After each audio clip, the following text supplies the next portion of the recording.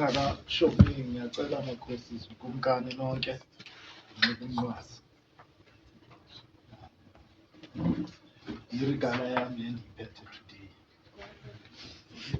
Bayete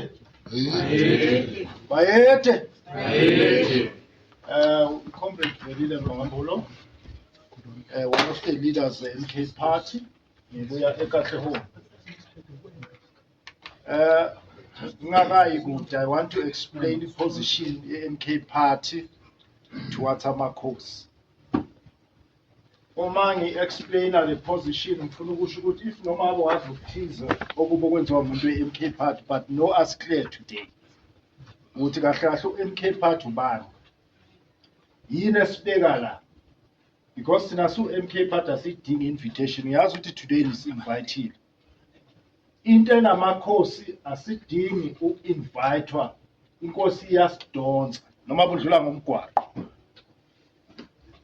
Iqiniso laleyo nto uzolithola ku-manifesto ye-MK Party, ku-8 key pillars ye-MK Party.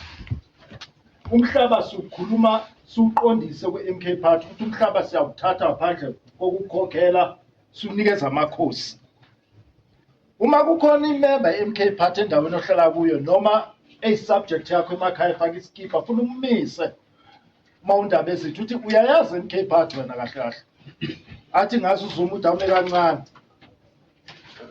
awume kancane ukungitshela ngoZuma uyayazi MK Party wena, athi ngiyayazi uthi ithini ngomhlaba.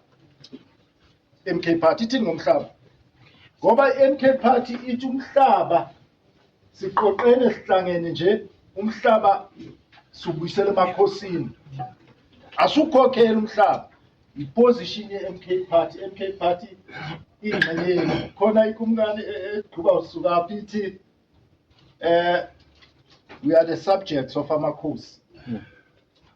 MK Party is a boy that you can send and go and fight this war. Uma bayilungi. I know ukuthi this is a social media thing, end of the day izovela naku onke lama video azovela. Funa sicacise lento ukuthi noma ubani object against this issue a member MK Party ukutholakala kwethu endaweni enjengalezo wenza iphutha. We are the subjects of the kings.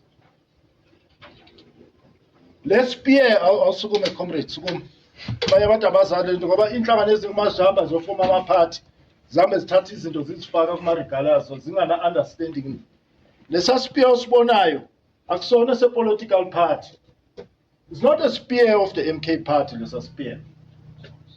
That spear, Comrade Velume Sibheka, is a spiritual spear that was handed over by the warriors ezaziholwa ngamakhosi eSouthern Africa impishisa.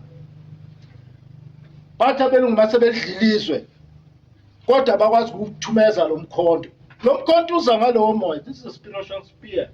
Omunye umuntu ongafuni ukuvuma indaba ukuthi kulo mcimbi esihlangene ngawo ohlulile from 1994 ufuna asibuyele emakhosini into makhosi dasana indlela. Lo muntu une problem. Lo muntu asi problem nje kuphela ngahlala Comrade Phanga. Asi problem nje kuphela lo muntu uyimbuka. Uma inkosi udingana ithi uma nifika le empini anoqala ngamambuka laba bakithi abamnyama kuqala phambili ngishaya ondlebe zikhanyilapha. Bebekushiswa into enje namhlanje iparliament idwela amambuka itheni kumkani apha abantu benikhona afuna babiza igama ithi wa 90% black people in the parliament but hlule kusota umhlaba nge-2/3 majority. Hlule kusota umhlaba amambuka baninzi nalapha ukuthi kule nhlangano abantu abanjalo. We're not going to hide that. Abantu abayimeli into eyiqinisa umhlaba unzima ukudlula zonke izinto. Makhosi khululekani sikhona. Kodwa ngifuna unazise ukuthi ungazithathi lula lezi zinto ngoba ubuso bethu kuzovela kuzo zonke indawo. Ngifuna ukusho ukuthi makhosi we have reached a point of no return. Obo Steve Biko mabefa babe seyimithingini enjengalezi. Laba bengayifuni le ndaba ukuthi umhlaba ungabuyela ebantwini babaqala nga one by one.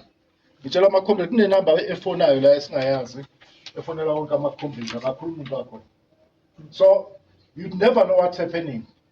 kodwa we have reached a point of ingabe nisajika ikumkani azibuyele ebantwini bazo singabantu beni azibuyele ebantwini bazo ngizoba mfishana ngifuna uba muthi ikumkani sisazohlala nazo phansi kodwa ziyinkulu izinto ezisithinta kakhulu i-digital ID i-digital ID ithethile ikumkani ngayo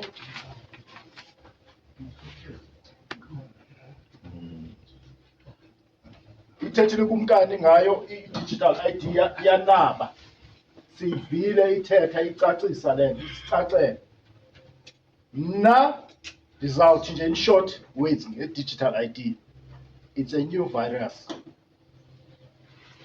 it is a virus to humanity unintsi okuzayo uzasilimaza ngale virus if siyayivumela ukuthi isebenze la eSouth Africa.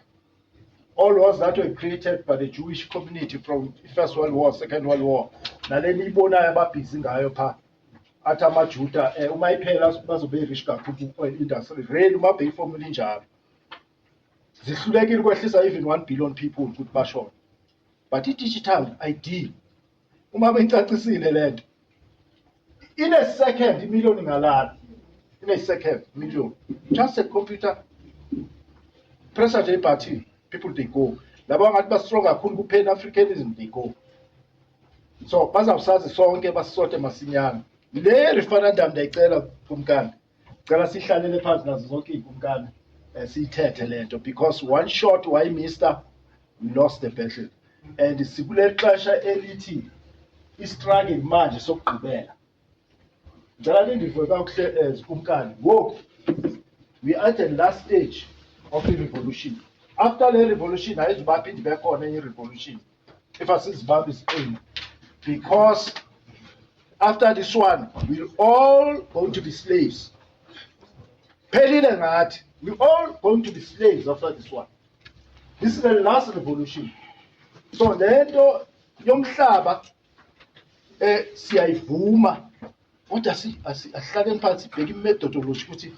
What is the best way you can do this thing? Sihlalane phansi ngikhuluma kumkani Themba register inhlangano and all that kahlaleni phansi sizikumkani ngoba sesingama associations amaninzi kahlaleni phansi sibonisana ukuthi what the best way to do this thing sivumelana sikhuluma ukuthi one approach because ngoba sithetha kangaka ezihlangano esikuzo kumkani zizalwa zi-problems amakhosi edayisa engameli agenda zininzi association ngabe zifane zilapha ekudala sikhona even before 1994 but decide ukulanda igrant bayeka imzabalazo omhlaba bade baphikisana bathi hayi le kumkani yaKwaZulu ngathi ifumana kakhulu ifumana 57 million thina sifumana ntoni yayiqonda ayisemayela nomhlaba lento singikhonto esizwe but singizoba mfitshane ke ngiyahlala manje don't invite us anytime just say come sizokwenza lento efuna ukuthi siyenze akubulele